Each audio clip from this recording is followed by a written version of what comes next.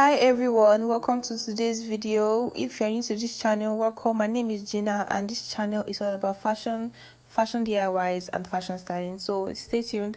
In today's video, we're going to be learning how to draft a basic sleeve pattern for long and short sleeves, so stay tuned and let's get right into it.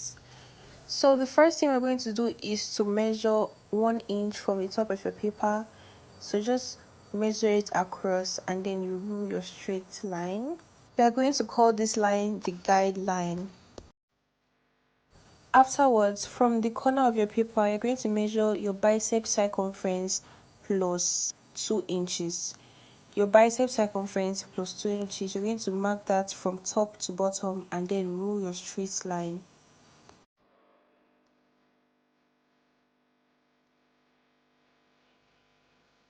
After that, you're going to get the midpoint between the corner of your paper and that new line. So if your bicep circumference is 12 inches and you add 2 inches, that means you get 14, meaning that the midpoint between the corner of the paper and the new line is 7 inches. So you just mark a 7 inches from top to bottom and draw a straight line across. Next step is to measure the distance between the corner of your paper again and that midpoint. Whatever you get, you're going to divide it by 2 and add half an inch to it. After you add half an inch, from your guideline, you take that measurement down and draw a horizontal line. The next step is to connect these points just like you see me doing, like we're trying to form a triangle. So connect these 3 points together and then you're going to measure the distance between point A and point B. When you get the distance between point A and point B, you divide that number by 4. For me, I got 6 divided by 4 and I had 1.5. From point A, we're going to mark whatever you get 3 times. So I had 1.5, so I marked 1.5. Then from that new mark, I mark another 1.5. You're going to get 3 marks on this left side and on the right side, okay? So on the right side, just start marking your 1.5 or whatever you got from point B. So you should have 6 points in total, 3 on the left, 3 on the right. Next, you're going to mark on the left hand side the 3 points you have there, A, B, C. And on the right hand side, you're going to mark the 3 points you have there as D, E, F. On point A, you're going to come down by 1/4 of an inch. So you just mark down 1/4 of an inch. On point B, you go up by 1/4 of an inch. On point C, you go up by 5/8 of an inch. On your measuring tape, after half inch is 5/8 of an inch. On point D, you're going to go up by 6/8 of an inch, or what we also call 3/4. And on point F, you go down by half inch. Now you connect all these points together with your French curve. Just look at the way I am placing my rule so you know exactly how you place yours and connect the dots together.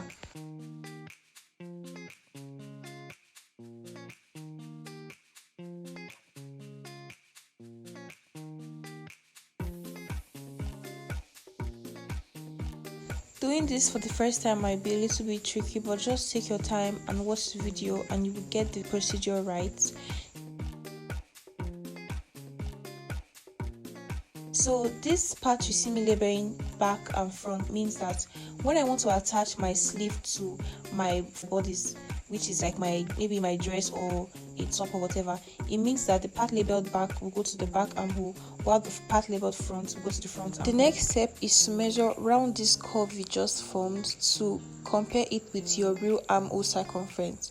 So when I measured round this curve, I realized that I needed to add half inch on both sides of the pattern for me to get my accurate armhole circumference. So I added more paper to the other part of the pattern paper, then I extended the armhole line or the armhole length by half inch. So go ahead to measure around yours and make any adjustments if need be.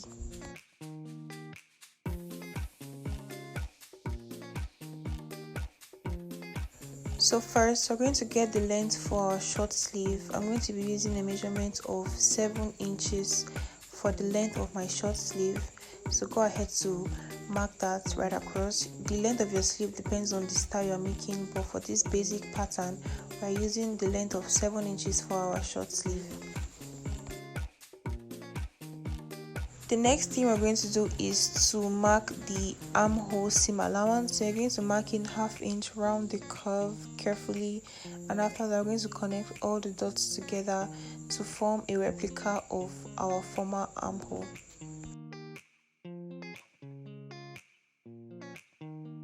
So after tracing the line, I just went ahead to label it so I know that I have already added seam allowance. Now for the long sleeve, from your guideline, you're going to come down with your desired length of your long sleeve. For me, I came down by 20 inches. So you just mark that measurement across and then draw your horizontal line. This next step depends on where exactly your sleeve is getting. So for me, the length of my sleeve got to my wrist point. If you watch the video where I talked about how to take body measurements, you will know that when you're making a long sleeve without cuffs, that means you're going to use your fist folded circumference. And what I mean is that when you fold your fist, you take the circumference, and that is what you will use as your wrist measurement, so you'll be able to take off your dress at the sleeve part easily. So whatever you get from your fist circumference, you're going to divide it by 2 and take 1/2 to your left and 1/2 to your right. Make sure to start your measurement from the midpoint. So after that, you're going to add 1 inch for allowance on both sides and then connect the line from bottom to top. After that, you can go ahead to add allowance for your long sleeve at the hemline. You can come down by 1 inch or 1/2 inch depending on how much allowance you want to give. Although for the short sleeve allowance, you come down by 2 inches, okay?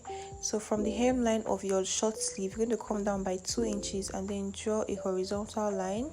That is going to serve as our turn-up allowance.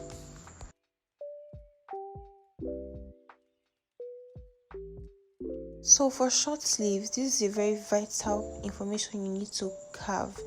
When you want to cut your short sleeve, you fold in your turn-up allowance before you cut. This is to ensure that when you are sewing your fabric sleeve, there's enough fabric to turn round. I don't know if this will make sense now, but when you are cutting on your pattern paper, fold in your turn-up allowance before cutting. Alright, so this will ensure that your sleeve will come out looking seamless and neat, and everything will lay flat and nice. Alright, so now we're going to cut round the pattern paper for us to review our sleeve. So if you followed everything carefully, you should have something that looks just like this. Thank you so much for sticking around in this video. It was nice to have you here.